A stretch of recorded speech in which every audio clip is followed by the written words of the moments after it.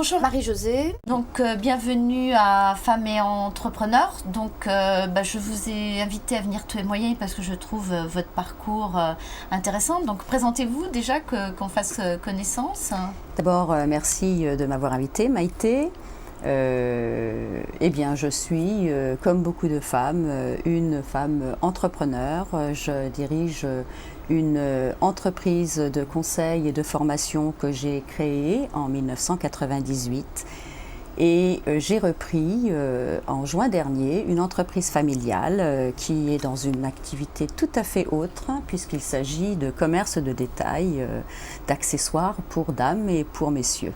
Alors bien sûr, cette société de conseil, vous l'avez créée parce que vous avez eu une vie, vous avez été à l'étranger, vous avez été dans le commerce, donc ces expériences vous ont amené à créer une activité de conseil qui s'est bien développée pendant un certain temps, et puis arrive une crise, et là alors qu'est-ce qui se passe comme ça, quand ça vous tombe comme ça, que c'était pas forcément ce que vous aviez prévu, comment Non, effectivement, le démarrage en 1998 n'a pas été très facile non plus, puisque je sortais, je suis juriste de formation, j'ai aussi des postes de salariés, cadres salariés intéressants que j'ai eu au sein d'entreprises, mais c'est forte de cette expérience effectivement, tant en France qu'à l'étranger, que je crois que j'avais toujours eu envie d'entreprendre, et donc cette opportunité s'est présentée en 1998.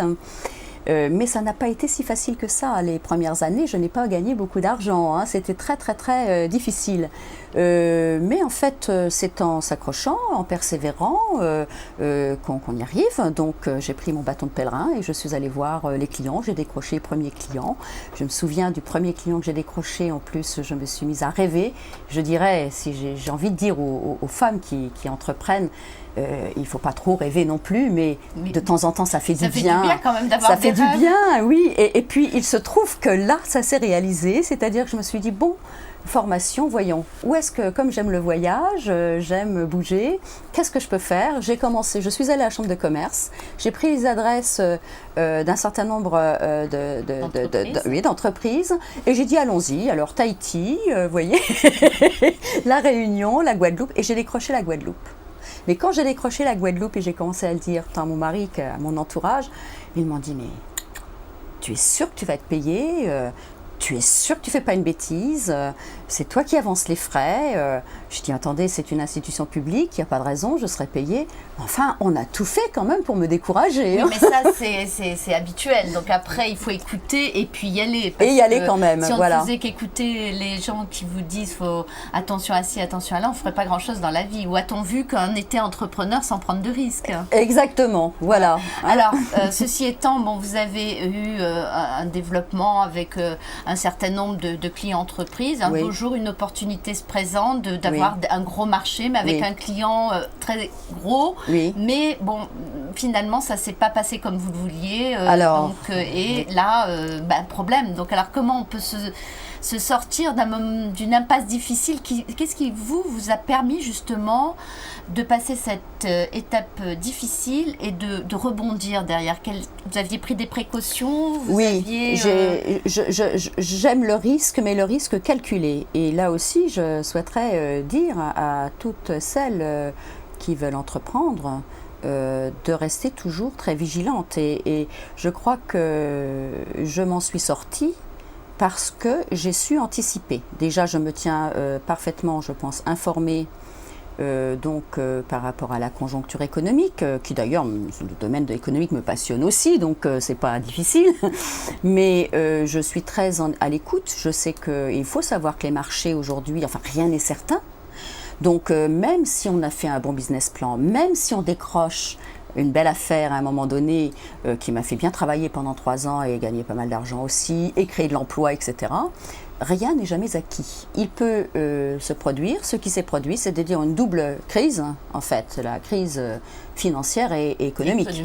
Hein, et là, ce qui m'a sauvée, c'est que je n'ai jamais dépensé d'une manière inconsidérée, je n'ai jamais procédé à des investissements à considérer, j'ai toujours mesuré les choses et j'ai toujours mis de l'argent de côté oui, pour les moments. Oui, toujours une trésorerie de côté. Alors, avec l'effet, effectivement, ce qu'il faut intégrer, c'est parfois qu'il y a un décalage aussi sur le règlement des charges et beaucoup Absolument. se font avoir complètement. Donc, complètement. Il faut vraiment, vous dites, anticiper voilà. et bien intégrer ces problèmes. Voilà, parce que les charges, en fait, c'est N-2. Donc, comme j'avais bien travaillé en 2006, 2007, 2008, alors 2009, 2010, ça a été sortir de l'argent pour. Donc, j'ai eu cette chance d'avoir prévu, effectivement, et d'avoir toujours conservé cette politique. C'est ce qui fait qu'aujourd'hui, je peux repartir et qu'en 2011...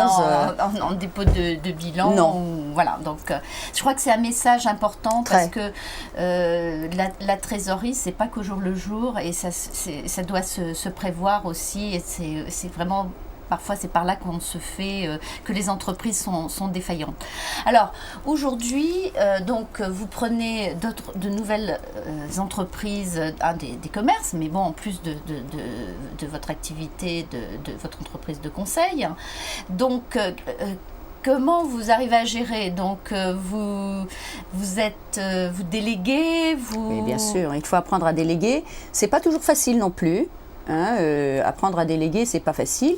Bon, je suis les affaires de près, mais bon, j'ai la chance. C'est une entreprise familiale, donc là, il y a eu quelques facilités dans la mesure où mon époux qui a liquidé sa retraite reste en activité, donc en maintien d'activité, donc il connaît parfaitement ce commerce, etc. Et en fait, moi, je suis là pour développer. Donc, nous venons de procéder à une embauche. Et pour l'instant à temps partiel, mais nous espérons nous la passerons certainement en septembre à temps complet. Il faut revoir, j'ai revu un petit peu la politique de communication, j'ai relooké. Les investissements ne sont pas forcément lourds pour redémarrer non plus. Oui, mais il faut aller jusqu'au bout du raisonnement. Absolument. Et puis, voilà, donc donner les moyens aussi. Voilà. Si on veut développer, on est obligé de recruter, on est obligé de... On ne peut pas se développer sans recruter, ça c'est clair. Je veux dire, une journée à 24 heures, même si on travaille beaucoup, on ne peut pas faire plus. Alors, est-ce que vous, dans votre vie d'entrepreneur, vous avez connu des moments difficiles, on en a parlé. Est-ce que vous avez aussi connu des grandes joies ou est-ce que vous avez une fierté particulière, donc vous souhaitez partager avec ces femmes peut-être ces hommes aussi qui nous regardent? Écoutez, déjà, oui, bien sûr, les hommes ne sont pas exclus non plus. Je pense que ce parcours d'entrepreneur qui est le parcours du combattant, les hommes aussi le connaissent. Alors, la grande joie, mais c'est justement ce premier contrat dont je vous parlais tout à l'heure, parce que je n'y croyais pas non plus, et puis ça s'est très bien passé. J'ai travaillé quelques années très bien avec le département de la Guadeloupe. Donc, j'étais très heureuse. Et ça, quand vous décrochez votre premier contrat, votre première affaire, c'est motivant quand même. Oui, c'est très, très motivant. C'est très motivant. Et alors, d'une manière générale, vous qui gravitez aussi je crois, dans des milieux d'entrepreneurs, est-ce que vous avez des idées pour faire progresser l'entrepreneuriat féminin? Alors déjà, est-ce qu'il y a une spécificité de l'entrepreneuriat féminin? Je pense que non, ça peut être un homme peut avoir envie d'entreprendre, une femme peut avoir envie d'entreprendre. Souvent, on a tendance à nous mettre dans une catégorie. Est-ce que les femmes ne seraient pas plus pour une activité accessoire ou quelque chose comme ça? Moi, je dis non, c'est faux. C'est un état d'esprit. C'est surtout l'état d'esprit qu'il faut faire bouger. Alors, comment le faire bouger cet état d'esprit?